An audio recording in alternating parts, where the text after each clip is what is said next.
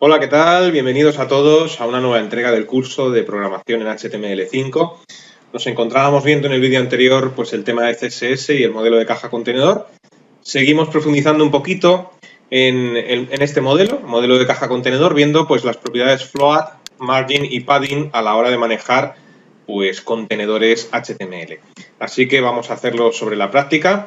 Vamos a irnos a la página web que construimos en el vídeo anterior, en la cual pues coloreamos de diferentes colores las principales etiquetas de estructura que teníamos en nuestro documento web, tanto como el header, como la etiqueta nav, como aside, como section, etc. Bueno, si os fijáis, dentro de lo que es la etiqueta nav, tenemos una serie de elementos. Se supone que esto va a ser una barra de navegación. Vendría muy bien que estos elementos de la barra de navegación, quienes somos nuestros productos, contáctanos y precios, bueno, pues en vez de aparecer uno debajo de otro, pues aparecieran una a continuación del otro. Es decir, primero quiénes somos, a continuación que aparecieran nuestros productos, a continuación contáctanos, etcétera, ¿no? Lo que vamos a hacer para ver cómo podemos ponerlo en esta disposición, en primer lugar, es colorear estos elementos. Porque el color que tenemos ahora mismo de fondo, pues pertenece a la etiqueta nav.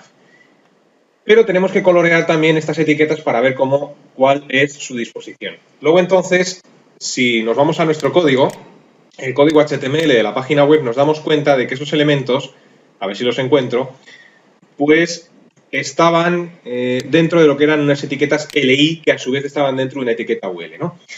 Bueno, pues resulta que estas etiquetas LI, al igual que ocurre con la mayoría de las etiquetas de estructura, son etiquetas de tipo block, que ya hemos visto en el vídeo anterior lo que significan.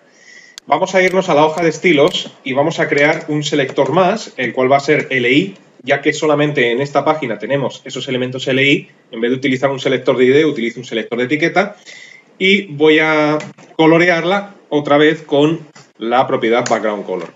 ¿De qué color podemos colorear estas etiquetas? Las voy a colorear en amarillo, que creo que va a resaltar bastante bien del rojo de fondo que tiene la página ahora mismo.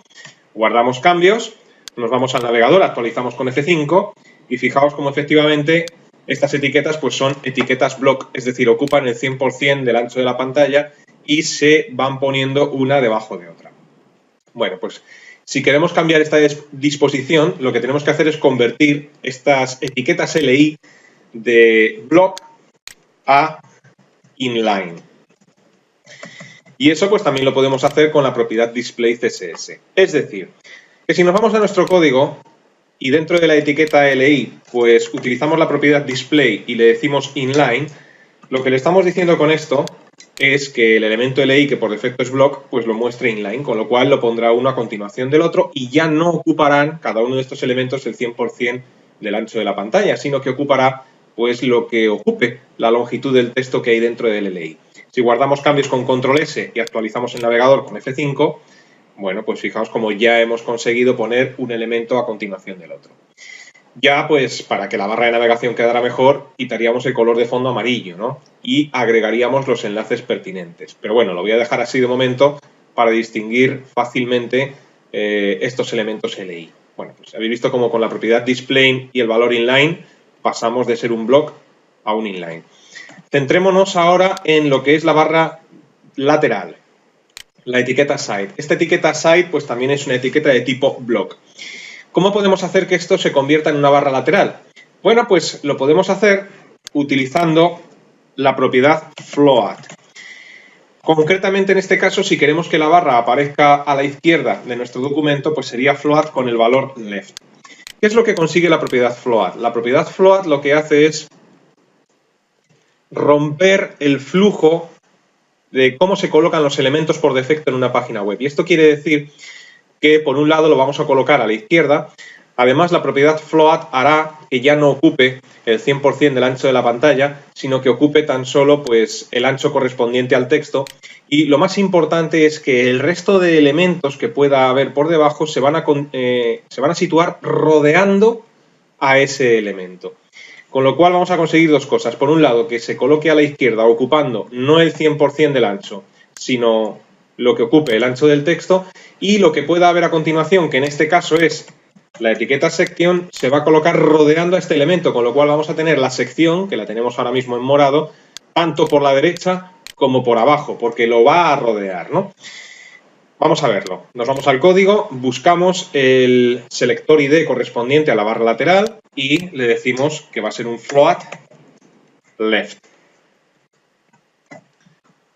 Es decir, quedaría, pues como veis ahora mismo en pantalla. Hecho esto, guardamos cambios con control S, nos vamos al navegador, actualizamos con F5 y efectivamente fijaos cómo se coloca pues a la izquierda y lo que hay a continuación, que es la sección, pues lo rodea.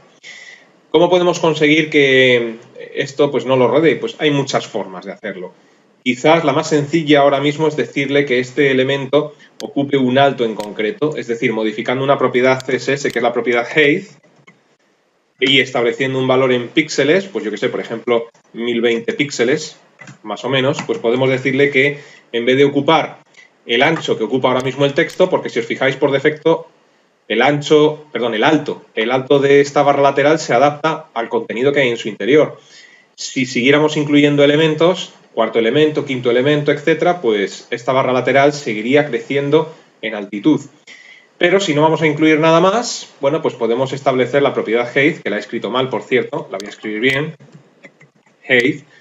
Con la propiedad height y el valor en píxeles que queramos, conseguiremos que esa barra lateral crezca. Luego entonces nos vamos al código y en el código pues agregamos height para que esta barra lateral crezca, por ejemplo, 1020 píxeles.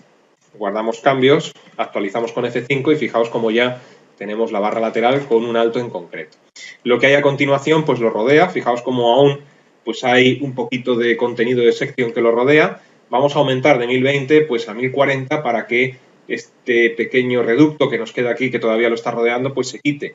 Luego entonces vámonos al Dreamweaver y en vez de 1020 le vamos a decir 1040, guardamos cambios, actualizamos nuevamente, aún así todavía queda un poco, voy a decirle 1080, guardo y actualizo y ahora pues quizás me he pasado, ¿no? Pero ahora después corregiremos lo que aparece aquí en el pie. Si os fijáis, al darle 1080, pues el alto de la barra incluso se come a el pie, ¿no?, que está debajo. Bueno, pues ahora vemos cómo solucionar eso. Tanto esto que nos ha ocurrido en la parte inferior como lo que nos ocurre con la sección ahora mismo lo podemos solucionar utilizando pues una propiedad CSS que es la propiedad margin. Y esto es importante verlo. ¿Qué es el margin? Bueno, nosotros cada vez que construimos en HTML una etiqueta, la mayoría de las etiquetas son de tipo block, es decir, son cajas que ocupan el 100% del ancho de la pantalla. Esas cajas tienen una propiedad que es margin. Margin hace referencia a el espacio en blanco o la separación que existe desde el borde de la caja o contenedor hacia lo que pueda haber alrededor, tanto por la parte superior como por la parte inferior, izquierda y derecha. De tal forma que margin top lo que hace es establecer el espacio que hay desde el borde de la caja hacia lo que pueda haber en la parte superior. Margin bottom desde el borde de la caja hacia lo que hay en la parte inferior. Margin left del borde hacia la izquierda. Margin right del borde hacia la derecha. Con lo cual, en nuestro caso, si lo que queremos es hacer para empezar una separación de lo que sería la barra lateral y de lo que sería la sección, podemos decirle a la sección que tenga un margin left pues determinado o también decírselo a la barra lateral. Ahora bien, si se lo decimos a la sección que tenga un margin left determinado, pues va a ocurrir lo siguiente. Nos vamos a nuestro código, nos vamos a la sección, vamos a ver dónde tenemos el selector ID correspondiente a la sección, contenido principal, y aquí pues le vamos a decir margin left para que deje un espacio por la izquierda y uno podría pensar que con 50 píxeles a lo mejor es suficiente, ¿no? Bueno, pues guardamos cambios, nos vamos al navegador, pulsamos F5 y vemos que no ocurre absolutamente nada. Es decir, hemos aplicado a la sección, que es la parte correspondiente en morado, un margin left, un espacio por la izquierda de 50 píxeles. ¿Qué es lo que está ocurriendo? Bueno, pues lo que está ocurriendo es que el elemento de la barra lateral está flotando, porque a este elemento le hemos aplicado un float. Y al estar flotando, sale del flujo de lo que sería la disposición de elementos y realmente pues este elemento es como si no estuviera. Con lo cual, el margin left lo estamos aplicando realmente no desde el borde de lo que sería la barra lateral, sino que lo estamos aplicando desde el borde de la página web, ya que el elemento float pues es como si no estuviera. Con lo cual, si queremos que haya una separación, tenemos que darle un margin left a la sección correspondiente a lo que sería el ancho de la barra lateral, que sinceramente no sé cuál es, más un poco más adicionalmente para que visualmente exista esa separación. Con lo cual, pues como no hemos tomado medidas, porque estamos introduciéndonos en estos conceptos, lo suyo es que a la hora de diseñarlo, pues tuvieras en cuenta las medidas exactas, pues vamos a ir haciendo pruebas. Vamos a poner una exageración para que lo veáis. Si yo le digo, por ejemplo, un margin left de 500 píxeles, guardo cambios, actualizo. Ahora, como podéis observar, sí que hemos hecho esa separación, pero es exagerada. Con lo cual, vamos a ir modificándolo pues hasta que quede, voy a ponerle un 100. 100 pues se queda corto, vamos a ponerle un 200. Y con 200 pues queda perfecto. Entonces, lo que hemos hecho es decirle a la sección, que es la zona morada, que tenga un margin left, es decir, una separación por la izquierda de 200 píxeles. Con lo cual, la separación que hay desde el borde izquierdo de la página hasta la sección es de 200 píxeles. Eso por un lado. Y por otro lado, para corregir lo que sería el pie, que al darle un alto al elemento aside, como se sale del flujo y es como si no estuviera, pues fíjate, no respeta al resto de elementos, con lo cual se come parte del pie, ¿no? ¿Cómo podemos solucionar eso? Bueno, pues eso lo podemos solucionar con una propiedad CSS que es la propiedad clear y decirle pues si queremos que haga un clear por la izquierda, por la derecha o por ambos lados. ¿En qué consiste esto de hacer un clear? Pues consiste en decirle que tenga en cuenta que esto se trata de un float, es decir, romper el funcionamiento del float para el elemento en el que lo aplicas. Con lo cual, si nosotros le decimos un clear both al pie, no tiene en cuenta que esto es un elemento float, lo trata como si fuera un elemento normal, con lo cual seguirá el flujo de disposición de elementos y lo colocará justo debajo. Con lo cual, si nos vamos al código, al pie principal le decimos clear both para que lo haga por ambos lados, por izquierda y por derecha, aunque solo lo vamos a necesitar por la izquierda, pero bueno, le damos F5 y fijaros cómo ya hemos conseguido pues que haya esa separación. Hecho esto, si además le agregamos un margin top al pie, pues por ejemplo de 20 píxeles, conseguiremos que haya una separación de 20 píxeles por arriba. Bien, si le decimos 20 píxeles no hacemos nada porque la separación que tenemos que dejar correspondería al elemento por la derecha, al decirle clear both. No os preocupéis por estos conceptos que los veremos más en profundidad, ¿no? Entonces, en vez de un 20, vamos a decirle margin top de 50 y con esto pues ya lo conseguiremos. Actualizamos y ahí ya tenemos la separación. Luego entonces utilizando float, utilizando la propiedad display y diciéndole inline, utilizando la propiedad margin, pues podemos conseguir reubicar nuestros elementos pues tal y como deseamos dentro de nuestra página web. Y luego ya, pues además de la propiedad margin, tenemos otra propiedad que es la propiedad padding con doble D, terminado en G, que es algo parecido a margin, pero no es exactamente lo mismo. ¿En qué consiste el padding? Bueno, pues nosotros tenemos una caja, un contenedor, ya hemos visto qué es lo que hace el margin top, right, bottom, left, pues tenemos también padding top, right, bottom, left, es decir, por arriba, por la derecha, por abajo y por la izquierda. Y el padding consiste en lo siguiente. Voy a intentar dibujar una caja un poquito más grande para que lo entendáis. Imaginaos que esta es la caja, imaginaos que dentro de esta caja pues tenemos un texto. Por ejemplo, esto o este sería el texto, ¿no? Bueno, pues el padding lo que hace es establecer la separación que existe desde lo que sería el contenido de la caja hasta el borde del contenedor, siendo pues el padding left lo que estoy marcando ahora mismo, el padding bottom pues sería esta distancia, padding top sería pues esta distancia y padding right pues lo mismo por la derecha. Con lo cual, por ejemplo, vayámonos nuevamente a section, si os fijáis, en la sección, en elemento section, pues tiene el texto demasiado pegado a la izquierda, no hay separación casi de lo que sería el borde del contenedor de sección respecto al contenido. Para que haya un poquito de separación, si le agregamos un padding left a lo que sería la sección, pues conseguiremos ese efecto. Con lo cual, si nos vamos al código, buscamos el contenido principal y le decimos padding left y lo dejamos, por ejemplo, en 15 píxeles, guardamos cambios, actualizamos el navegador, pues ya hemos conseguido separarlo. Y si le decimos también que lo separe por arriba con padding top, pues en este caso también conseguiremos separarlo. Padding top 15 píxeles, guardamos cambios, actualizamos, veréis cómo en cuanto actualice crea una separación de lo que sería el texto por arriba. Bueno, pues ahí lo tenéis, ¿no? Estas propiedades de margin y de padding son más complejas de lo que parecen, porque cuando dos márgenes entran en contacto, resulta que no suman los dos márgenes, es decir, el de una caja y otra, sino que coge el margen más grande y cosas por el estilo. Si queréis ver en profundidad el tema de los margin y los padding, que aquí lo hemos introducido nada más, pues nuevamente reitero que tenéis un curso de CSS avanzado en este canal. Bien, pues todo este código CSS que nosotros estamos modificando e introduciéndonos en él, como bien sabéis, lo estamos programando dentro de lo que sería una hoja de estilos externa y que dentro del panel de archivos y dentro de vuestra carpeta lo podéis ver, ¿no? Aquí lo tenemos. Y eso implica que este código de programación sería válido para todas las páginas de nuestro sitio. Con lo cual, nosotros ahora mismo en nuestra carpeta tenemos únicamente pues, un documento. Si nos vamos a la carpeta, pues veremos que efectivamente tenemos por un lado la página web, por otro lado la hoja de estilos y la carpeta que utilizamos en vídeos anteriores.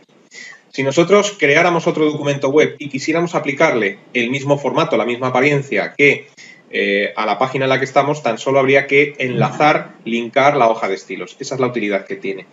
Vamos a hacerlo. Mirad, si nosotros, para no tener que codificar la página desde el principio, si copiamos y pegamos este documento, pues ya tenemos aquí una copia, voy a cambiarle el nombre a esta copia, la voy a llamar segunda web.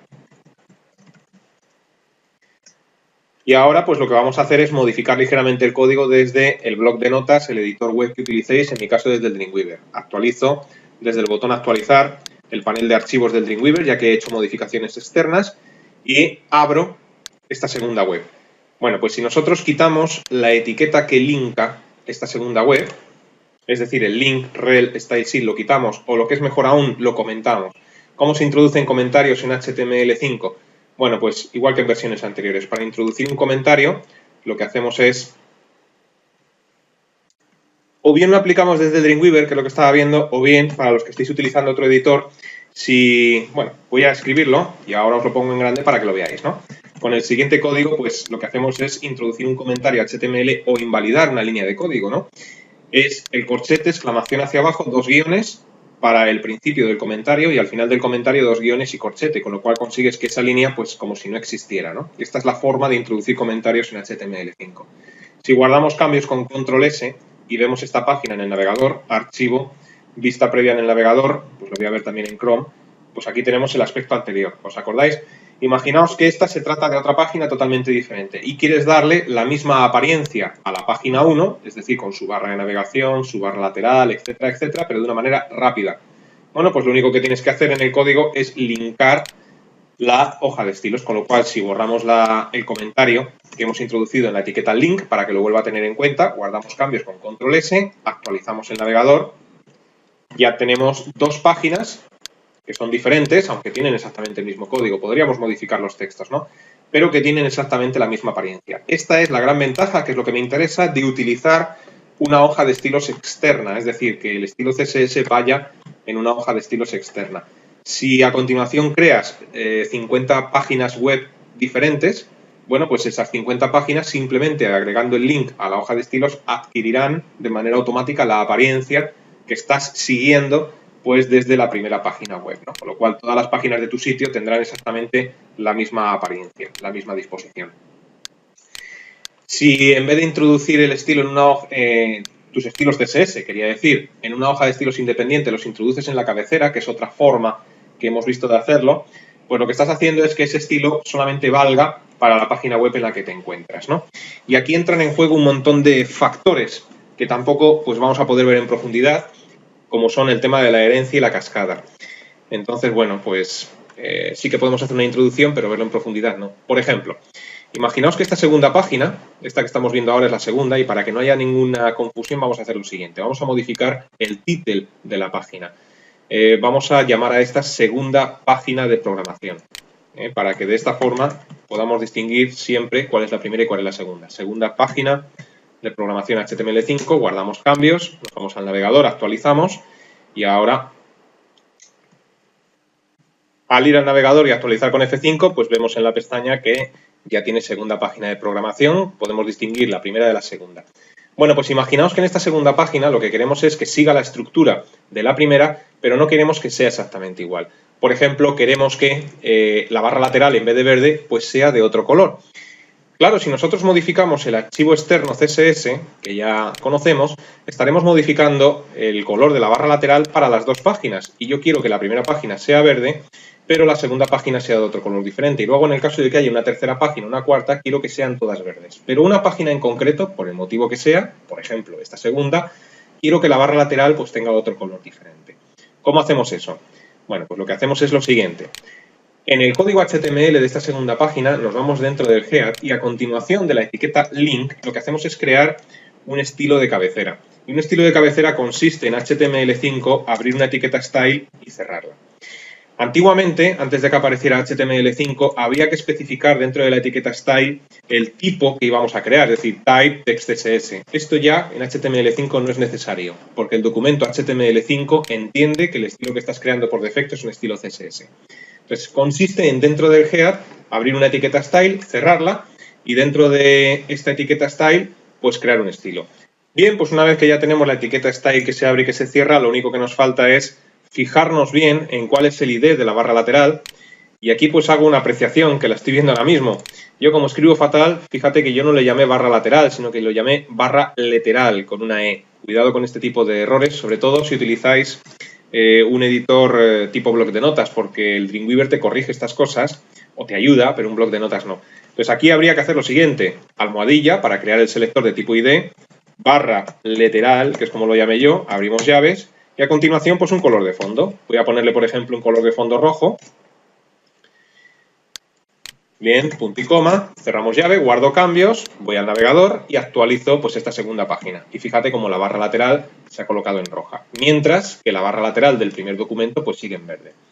Si ahora creáramos una tercera página web y le fuéramos a dar exactamente la misma disposición, al linkar la hoja de estilos externa, esa página web, la tercera, tendría el color de fondo verde para la barra lateral. Es decir, la única que cambiaría pues sería la segunda página. Bueno, pues esta es una de las utilidades que tiene crear el estilo dentro del head, que lo único que estás haciendo es modificar, pues en este caso la barra lateral, pero solo del documento en el que te encuentras. Esa es la característica que tiene un estilo de cabecera.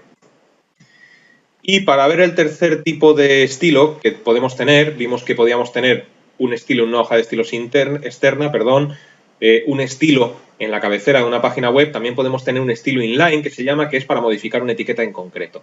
Entonces esto es para casos muy concretos y su uso masivo pues no se recomienda. Pero imagínate lo siguiente, nosotros aquí en nuestros elementos LI vemos que los tenemos todos en amarillo y esto es porque en la hoja de estilos externa le dijimos LI a todos los LI que los pusiera en amarillo. Si nosotros quisiéramos uno de ellos, por ejemplo, en verde, por ejemplo el de nuestros productos, si nosotros en el estilo de cabecera le decimos LI color verde, va a poner los 4 de color verde, con lo cual esto no nos vale. Me explico. Si nos vamos al código y dentro del estilo interno de cabecera, pues nosotros le decimos LI, abrimos llaves y aquí le digo background color y le digo, por ejemplo, verde, pues esto no va a valer para nuestro propósito porque si ahora guardo cambios y actualizo el navegador con F5, pues como podéis observar, los 4 elementos se ponen en verde. Luego entonces, si queremos que tan solo sea el segundo elemento el que se ponga en verde, es donde entra en juego el estilo en línea.